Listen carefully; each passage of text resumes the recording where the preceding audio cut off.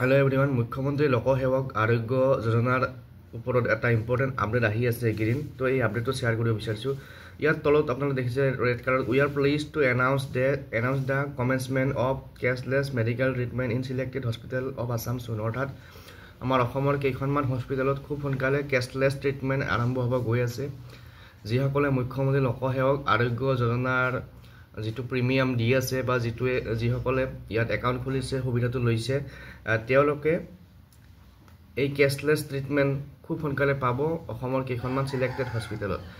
ইয়াৰ লগত জড়িত এটা ইম্পৰ্টেণ্ট আপডেট ইয়াত আছে সেইটো মই এবাৰ পঢ়ি দিছোঁ ইয়াত দেখিছেনে উই উড লাইক টু ওপৰত লিখা আছে cashless that we would like to inform you date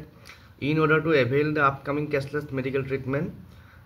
the Aadhaar details of the primary member as well as all nominated dependents must be validated অৰ্থাৎ এই কেছলেছ সুবিধা ল'বৰ কাৰণে কেছলেছ মেডিকেল ট্ৰিটমেণ্টৰ সুবিধা ল'বৰ কাৰণে এমপ্লয়ীসকলে বা পেঞ্চনাৰসকলে নিজৰ লগতে নিজৰ যিখিনি ডিপেণ্ডেণ্টৰ নাম তাত সোমোৱাইছে সকলোৰে আধাৰ কাৰ্ড ভেলিডেট কৰিব লাগিব আধাৰ কাৰ্ড ভেৰিফাই কৰিব লাগিব OTPৰ জৰিয়তে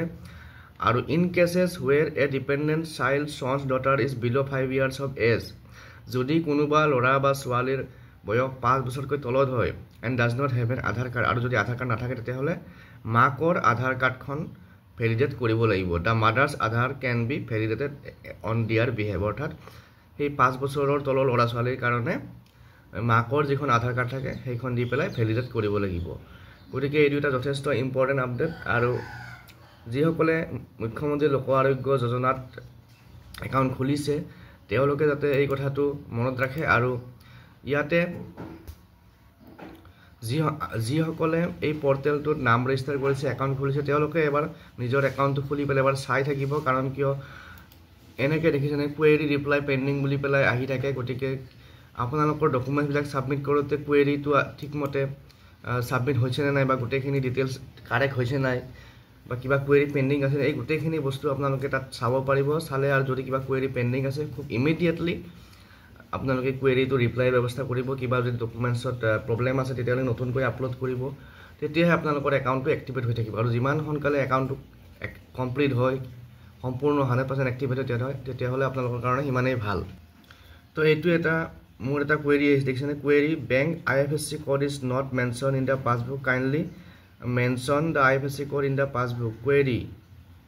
এই কুৱেৰিটো 24 ফেব্ৰুৱাৰীতে আহিছিল আৰু তো এনেকৈ হয়তো আপোনালোকৰ কুৱেৰি আহি থাকিব পাৰে গতিকে যিমান সোনকালে পাৰে কুৱেৰিবিলাক ৰিপ্লাই কৰিব গতিকে আজিৰ ভিডিঅ'ত এইখিনি ইনফৰমেশ্যন শ্বেয়াৰ কৰিলোঁ ইয়াৰ লগত জড়িত যদি কিবা আৰু ইনফৰমেশ্যন আহে মই আপোনালোকৰ লগত শ্বেয়াৰ কৰিম আৰু যদি চেনেলটো নতুনকৈ চাইছে ছাবস্ক্ৰাইব কৰি ল'ব আৰু ভিডিঅ'টো শ্বেয়াৰ কৰি দিব আপোনালোকৰ বন্ধু